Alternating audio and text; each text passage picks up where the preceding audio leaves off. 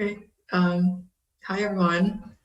Welcome to this workshop on 3D software for art making. I'm Wendy. I'm a senior in the computer science department. And if you guys are joining on YouTube, I also recommend that you join the chat.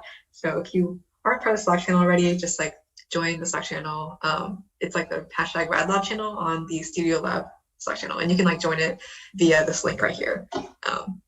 It's like cst.princeton.edu/studiolab/community. So yes, I will be checking the Slack like as we go through the presentation. So if you have any questions, either type in the chat or save them for the very end, and I'll get to them.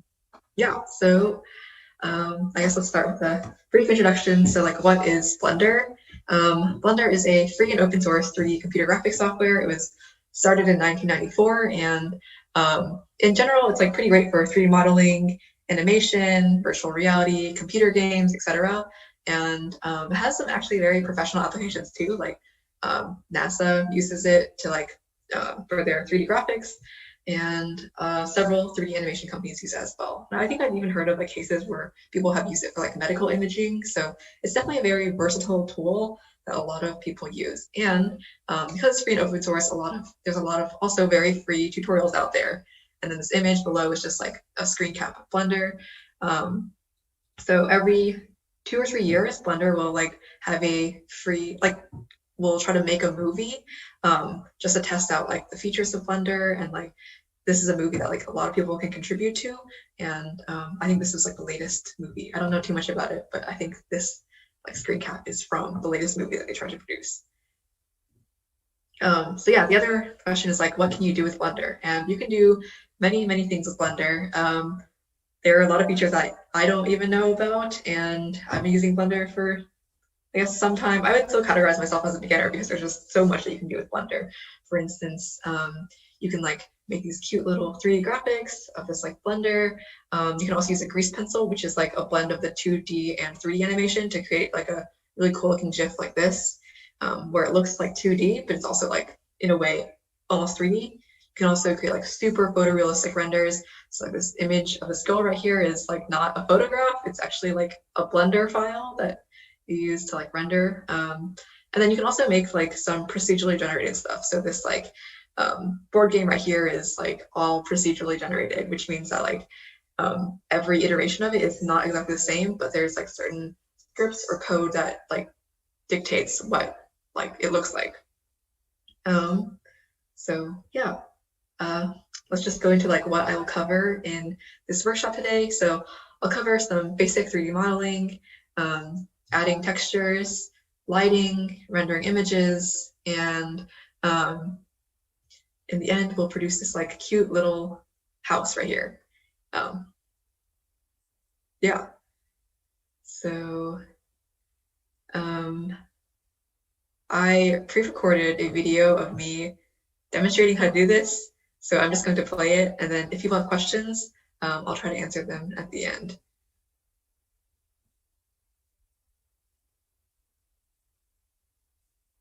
Is going to edit preferences. Okay, hold on. Let me just make sure that I can. Okay, cool. Let's make this better quality.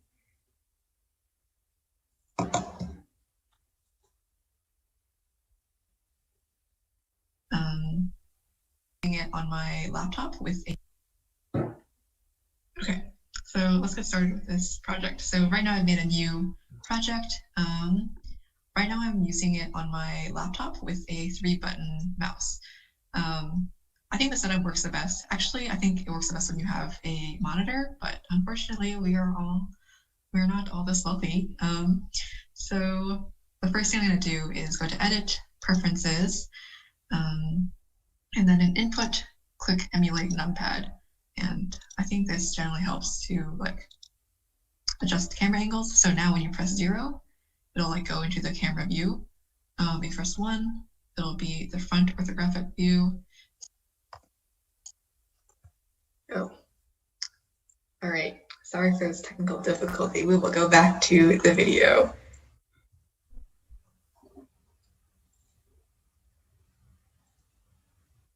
Generally helps to, we are all we're not all this wealthy.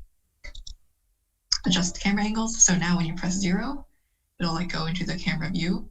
If you press 1, it'll be the front orthographic view. 3 is right, and 7 is top. And then if you press with the middle button on the mouse, so like the little scrolling button on the mouse, you can like adjust the camera view like this. Yeah, I would, before even trying to do anything in Blender, I would just get used to like the camera views. And if you scroll on your mouse, you can like zoom in and zoom out. This right here is like a sun spotlight. This is the little camera. Then this like circle thing right here is called a 3D cursor, and whatever object you make is going to like populate at where the 3D cursor is. And I'll go through like all the different features at first, but we'll start out by making a cute little house. So at this default cube, I'm going to add a cone. And then, as you can see this cone, I want it to be like a house with like 4, like a triangular prism. That's the word I'm looking for. So I would say instead of 32 vertices, I put 4. And you can see like this little outline that's like this shape. And then go down, press, and then to move things around, you press G, and then Z, because you want to move on the axis. So you press Z, and move this down. Click on this, and then we want to scale this. So to press S, to scale, you press S on the keyboard, and then we want to scale it to be a little bit flatter. So we press Z, and then we scale it so it's a little bit flatter like this. And then you can, to scale the size so that all the dimensions are aligned, you press S and then just drag the thing out. And then let's check the front orthographic view. Okay, this is clearly not right. So let's scale this back down.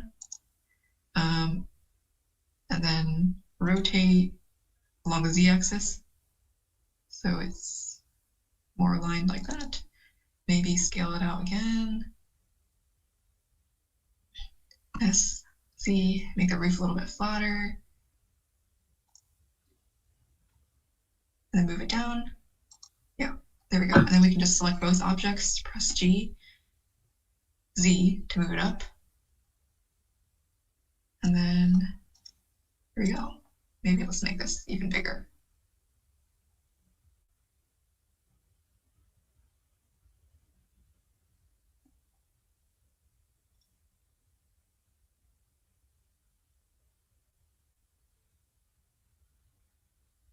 Yeah, here we go. And then you constantly want to be checking the view. So if you press 1, that looks about what you would expect if you would just look at it straight on. And then 3, about what you would expect if you looked on the side. And then 7, which is a top view. And like, yeah, I mean, that's kind of what you would expect. And then navigate to this view. So yeah, it's like a cute little house. I think I'm pretty satisfied with how this looks right now. But to make things even cuter, you can like go to this little gear button, this wrench, I guess, modify properties, and you can do, there's a whole bunch of modifiers. I guess if you're interested, you can like Google what each one means. But right now I'm just gonna do bevel. And then you can like add the number of segments. So let's do 3 segments. And then maybe offset by, I don't know, just to your liking, I guess. Yep. And you kind of see, like, if you zoom in, that the, like, little shading is kind of patchy. So what you want to do is just right-click and then press Shade Smooth. And then it looks like a smoothly shaded roof. And then you take this, and you also bevel the edges, and you shade smooth. Yeah, so now we have this, like, cute little house right here. If you want to like edit a specific face, or you want to like extrude or something, then you go out of object mode into edit mode. And then you have a whole bunch of features. Like you can extrude the face, you can like inset faces. If you want to get into like more modeling, I would recommend like editing shape and looking at tutorials. But for today, I'm just going to show you how to like add shapes. Yeah. And then if you want to want to move the cursor, you go to this cursor button right here, and then you like select a face right here. And then let's say we want to add like little eyeballs to this house mesh. To add a mesh, you just do Shift A, and then you press UV sphere, and then scale it down, shade smooth, and then you can just Control C, Control V, and then press G and press X to move it along this way. Yeah, that looks decent to me. Cool. And then let's create a little backdrop studio that we can like add things to. So I'll add a plane, then scale it up, bring it down.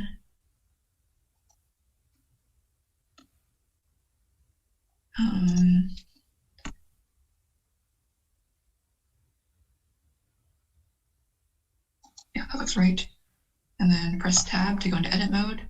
Then you do see these like 3 little buttons right here. This one's the vertex select, this is the edge select, and this is the face select. So you want to select the edge right here, select this back edge right here, extrude, then just bring it upwards.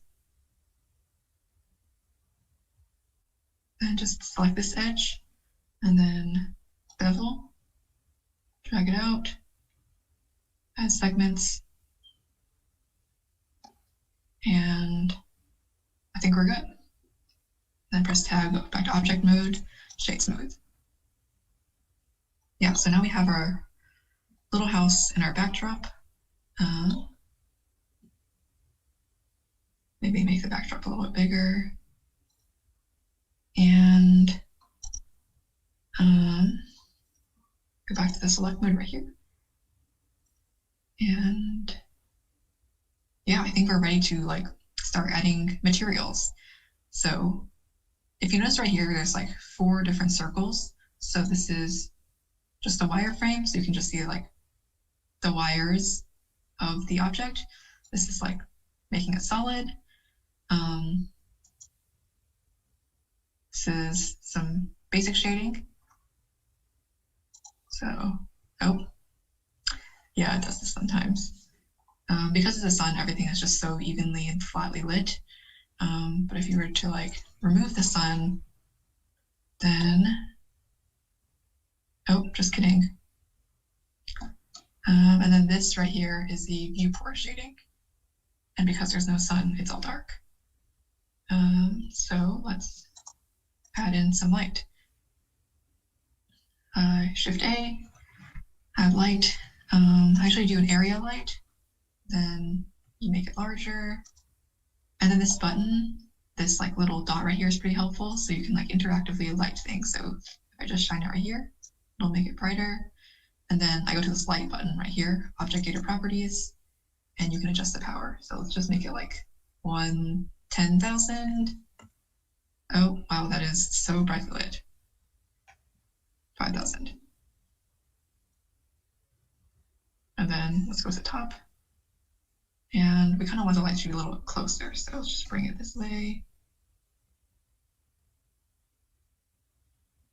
Maybe bring that back to where the light is.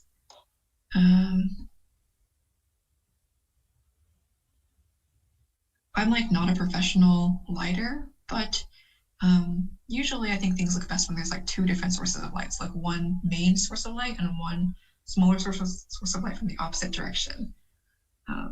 So let's add one right here. Light spot. And then you can also change it from like point, sun, spot, and area right here on the right side. So let's point that to right there. Bring it up, make it bigger.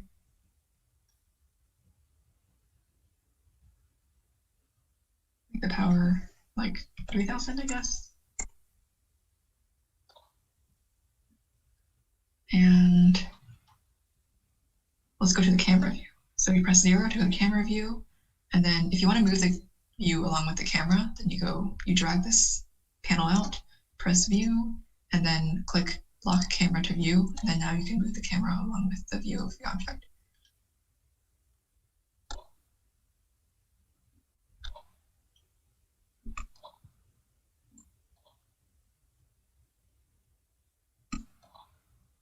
Oh.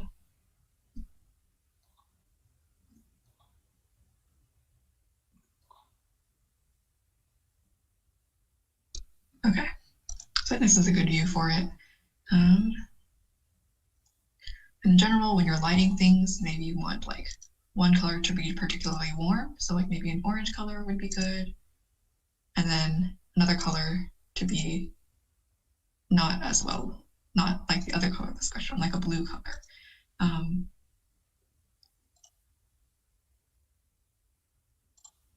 So let's take this color right here and then make it blue.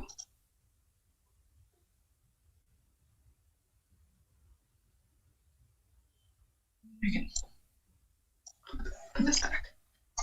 So you can kind of see how like on one side it's like more lit on the blue side and on the other is more lit on the orange side. So it kind of brings out like the 3D look to it. I am by no means an expert, but this is just what I found that I think looks generally pretty good. Yeah, so then we select then let's add some materials after we've like lit it to our liking. So this like top roof, let's make like a red color. So we go to material properties, which is this like circle at the bottom right here, new, and let's make the base color red. Yeah, and there's different types of surfaces. If you've ever taken computer graphics at Princeton, like you'll know like what the different kinds of surfaces and the properties are. You can also use nodes, which are kind of like Lego blocks that you can like plug into different outlets and like add a bunch of settings. There's tons of tutorials online to look for it, but I'm not really going to provide an explanation today because I don't know the nodes super well, but people on the internet do. So for now, I'm just going to use the Princeton BSDF surface and just a red color. But you can kind of see it looks like a clay matte color. And then for the base color, for this one, let's set this material to like a blue. Yeah, I think that looks good. And then let's make the eyes.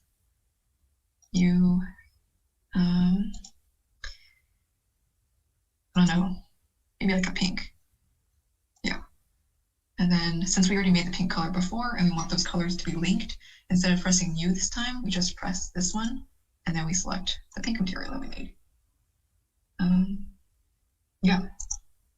So we have this like cute little house now and we have the backdrop. You can kind of think of this as like a studio that you're like lighting. So like if you're a photographer, this is like a studio and you're adding lights and this is like the backdrop in the background. I guess we can make this backdrop green. So new surface, new material, make it green.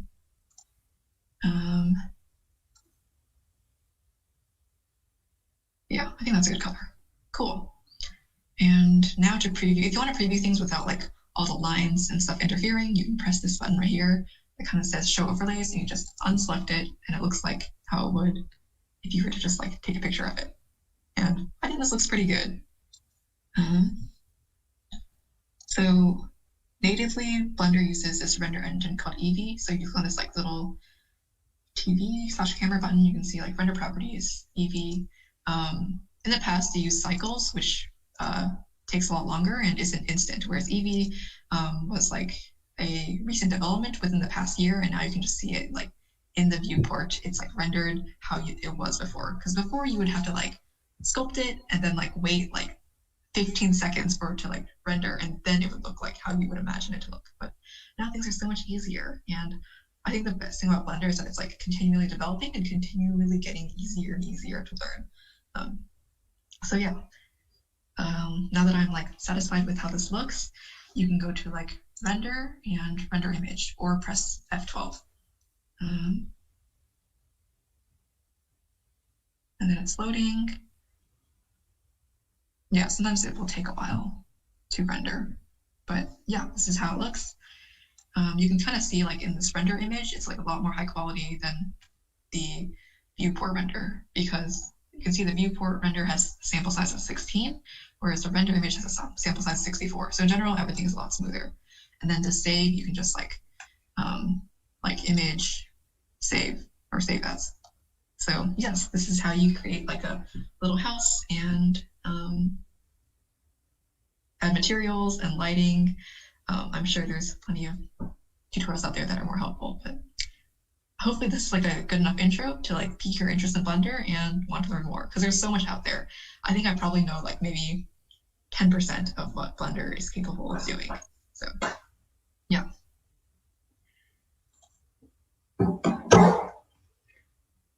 Okay, thank you for bearing with me as we watch this video. So when I was screen capturing this video, it didn't really show the difference between the like Blender render versus like when you do the capture image, like what the final image looks like. So I will go back a slide and oh my gosh. And this is what it looks like, where you can see like the lighting is a lot smoother and the shadows are like not as patchy as it was like in Blender.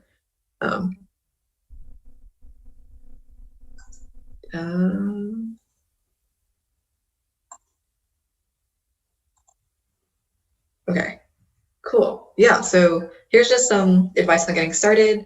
I would say be patient. Like everything will take at least 3 times as long as you expect, especially starting out, because like there's a whole bunch of, Blender relies on a whole bunch of like keyboard shortcuts to make things fast. Like for instance, like S is scale, or like G is move, then R is like rotate, and like you have to kind of have these down to like be able to even manipulate objects in Blender. So yeah, I would say just be patient and start small. And then I would also say like be project focused. So like to learn, I think it helps to like either follow a tutorial or make something that you already have in mind that you want to create. So if you like have a project in mind that you want to create, it's much easier to like Google like how to make this happen versus just kind of be like, I want to learn Blender and then try to like read the manual from start to finish, because like, I don't even think I know like 10% of what Blender is capable of. There's just like so many features out there. And then I would say also be inspired. Like there's, I think Blender is a pretty active online community. There's tons of people who are creating like new artworks and like new things in Blender. So just like join a community and like get inspiration. So I follow like the Blender subreddit, and then I also follow like the hashtag B3D on Twitter. People also post their artworks. And then on the right here, I have like 2 things that I made this year in Blender. So this like diorama I made of like the letters P21 and then like Blair Arch in the background, and then it's like collision simulation where the like letters are very squishy and then you like drop them and they kind of like bounce around. So Blender is also capable of just like running simulations like that. And then this one I made using pretty much the same method as making the house. You can kind of figure out like how these shapes were made. And I made this like little figure right here. Yeah, and then finally here, just some like more resources. So this is like a super cool tutorial by the artist who made this, and he goes over how to like create a little juice box where it looks 2D in this image, but like when you interact with it, it like rotates and it looks very 3D. And then also there's like Blender Guru's infamous donut tutorial. I think you type like how to learn Blender on YouTube. It's like the first link that pops up, and it's super comprehensive. In the end, you like know this really like photorealistic looking donut. Yeah, and then finally I have some memes for the road. So for example, like there's this thing, this is like there are 2 types of newbies. There's this anvil and this donut, and like yeah, those are the 2 most popular like how to learn Blender tutorials. And then here's this thing that says it's a bird, it's a plane, it's both, and then it's like a bird in a plane. Oh my gosh, crazy. And then there's this picture of like, you know, all of these 3D rendering / software that costs money. And, you know, we don't want that. We want Blender, which is free. And then finally, you know, launch Blender, delete the default cube because we don't need it. Add cube to start working.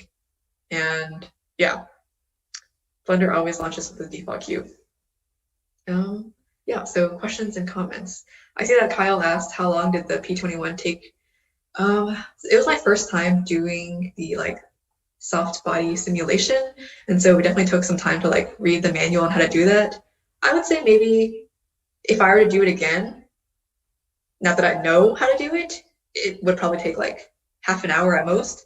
But I think it took me like 2.5 hours to really do the first time around because I was like Googling things and watching tutorials and stuff.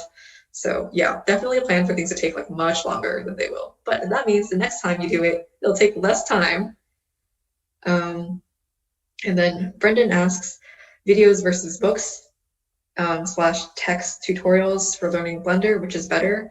I think that videos are better for me personally because you can see like how people are like using Blender itself. But if you like have some like small thing that you need to do, like what's the shortcut for like moving an object, you can just like look on Blender's like online resource page. It's kind of like I feel like the analogy is like if you're learning to program, like do you think it's easier to like look at a video teaching you how or like reading the like documentation? I think both methods work, but they serve different purposes. And then Cynthia asks, are there current projects that you're working on or projects you want to pursue in Blender? I don't think there are current projects I'm working on. I would love to just like get better at the 2D / 3D effect that I linked the tutorial to. I think it looks really cool. But yeah, I usually mostly use Blender just like whenever I'm curious about it or like want to learn something new. For instance, like the two things that I showed you guys that I did, those were both for the daily prints where I like published a like visual essay and used those like images as like the image for the essay. Yeah, so those are the things I'm working on in Blender. I don't know, there's so much out there. I also would like to get better at animation in Blender. Yeah, does anyone else have any like questions or comments?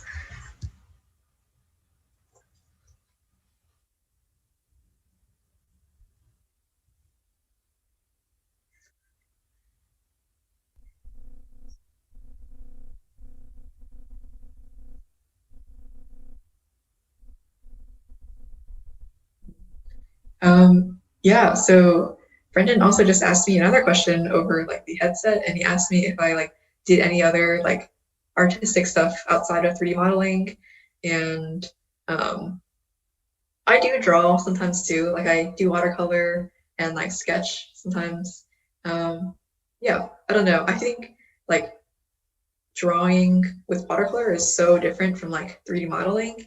You definitely have to like wrap your head around like things being in 3D. But I think they're pretty similar in that like, you know, there's an online, like to get better at any artistic pursuit, it helps to like watch video tutorials and surround yourself with like an artistic community or look at a bunch of like things that other people are doing. So yeah, I just think like the process of learning things is pretty fun. And Cynthia asks, have I used other 3D software? So at the very beginning of this like 3D journey, I think it was like sophomore year, and I was like kind of curious about 3D stuff, and I heard that Maya was pretty good, and also Maya has like a free student discount. So if you sign up with your Princeton email, you can get like Maya for free for the time that you're a student. So I downloaded Maya and I played around with it, and it was okay to learn, but there just weren't that many tutorials out there. And also like once you graduate, Maya costs like a ton of money. So I think personally, after playing around with Maya a little bit and then switching over to Blender, I just think that Blender is like the supreme 3D rendering software because it's like free and there's so many tutorials out there, and I don't know, it's just so much better. And it's also like just as capable as like things you would pay like hundreds of dollars for. Maybe like 5 years ago, Blender would like kind of be the weakest link in like the 3D software family, but I think now it's like definitely just as capable.